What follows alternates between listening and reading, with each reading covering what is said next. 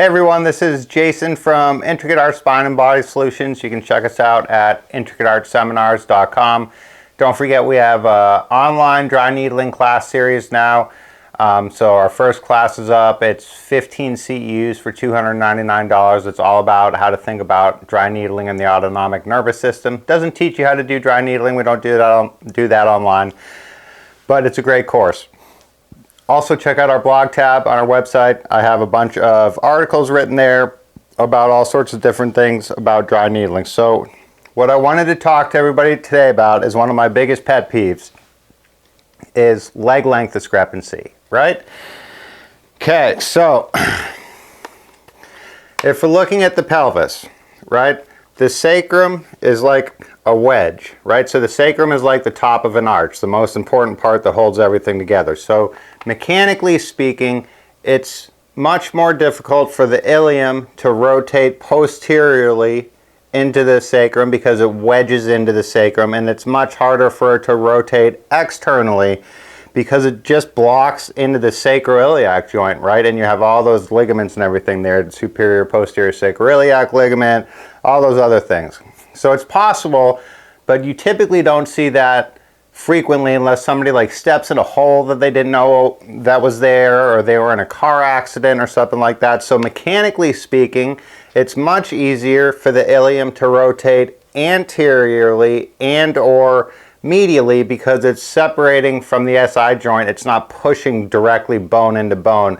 We're actually using some of the ligamentous stretchability, which is why this is such a big problem for females, especially during pregnancy and after childbirth, but for females in general, just because their hips are looser, right? So remember, the three primary differences between the male and the female pelvis, right? The male pelvis has more, it's bigger, right? So, sorry, the male sacrum is bigger. So there's bigger joint area for the male sacrum. The male sacroiliac joint is just a bigger joint surface.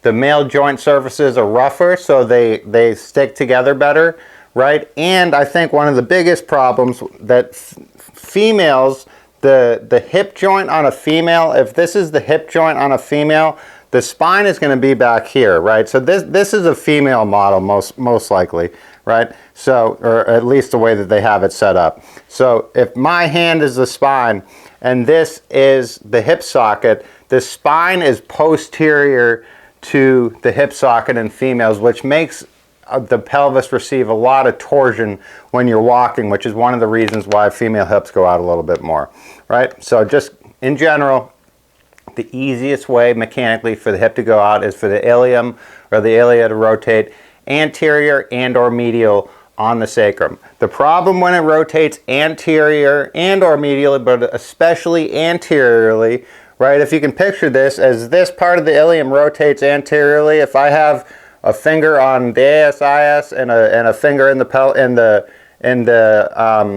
acetabulum, as I rotate that forwards, the acetabulum gets pushed farther down towards the floor, and that makes it look like the leg is longer, right? So a lot of doctors' offices really like to send patients to PT with scripts for leg length discrepancy, right?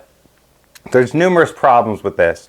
The vast majority of time when people diagnose leg length discrepancy, they don't do it in any type of objective way. So unless you have taken x-rays of both legs and measured them on the x-ray, typically they do the measurement from from greater trochanter to medial malleolus. Unless they do that and they've shown a significant difference, you do not have leg length discrepancy. So there's only a couple of ways that you could potentially get a significant leg length discrepancy. One would be some type of congenital defect when in your genes, something like leg calf Perthes disease or some type of hip degeneration. You could break a growth plate when you're growing and then you don't get it taken care of properly, or you have some type of bad surgery where the joints didn't get spaced properly or something slipped or something like that. Barring that, you do not have a leg length discrepancy. So the legs definitely look longer. The side of the pelvis, if the right ilium is anteriorly rotated on the sacrum in this model, the right leg is going to look longer than the left leg when you put them on their back. It looks longer, so it does look longer, right? But the reason that it's longer has nothing to do with the actual leg bone, the leg bone length. It has to do with the joints from the low back down to the hip, right? So another thing to keep in mind when I talk about this is this pelvis doesn't have the lumbar vertebrae, but if my hand is the fifth lumbar vertebrae, right? The transverse process of L5 sits right in front of the PSIS. So if the right PSIS gets anteriorly rotated enough, it pushes on the back side of the left L5 transverse process and it rotates the whole lumbar spine to the left. So enough right ilial rotation anteriorly is going to cause left lumbar rotation. So that's why, again, it's important to address the entire spine and all the joints that you can when you're doing manipulations, because if you only manipulate one joint back to neutral, the other joints are going to lead to problems and you're going to leave muscle abnormalities and stuff like that, right? Okay, so as far as heel lifts goes, please do not give people heel lifts. Heel lifts are almost 100% useless, and most of the time they're detrimental to your patient. So the only time you should use a heel lift is if the person has like CP or something and is a toe walker and you just can't fix that toe walking and you need to elevate the heels to take stress off of the muscles, right? Otherwise, a heel lift makes zero sense for zero people, because if it's just a heel lift, all you're doing is elevating their heel and you're plantar flexing their foot, and the only thing that's doing is guaranteeing that the hip won't self-correct by accident. So you're basically guaranteeing that leg length discrepancy that your patient has is not going to go away by giving them a shoe lift or a heel lift. So that's going to make it worse. If they have a leg length discrepancy, an actual leg length discrepancy, shoe lifts, a whole extra insole like the bottom of a shoe, that makes sense because you're elevating the whole leg. But elevating the heel in almost all conditions makes absolutely zero sense.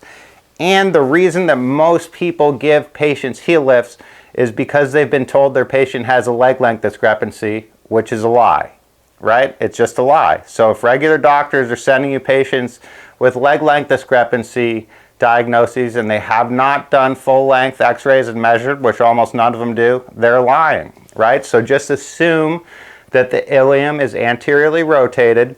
The best way to go about correcting that is I like to put the patient in side lying, right? So let's say the right ilium is anteriorly rotated. So what I want to do is posteriorly rotate that ilium to put it back in the neutral. So I put the patient on their side like this, right? I put one hand on the ASIS, one hand on the inferior aspect of the ischial tuberosity. So my hands are like this, right? And all I'm doing is just slightly oscillating and pushing the pelvis, the ilium, into external rotation and posterior rotation. I always do the posterior rotation first, right? And then I'll set the patient down on the ground, and all I do is put my thumbs on the ASISs and I look to see which thumb is closer to the belly button. If one thumb is closer to the belly button, all I do is I have the patient just sit like this, right? So this is the position of the patient. I get up here, I grab their left shoulder blade and I pull it up until the ASIS tilts off the table, and then all I do is I just push the ASIS down and away.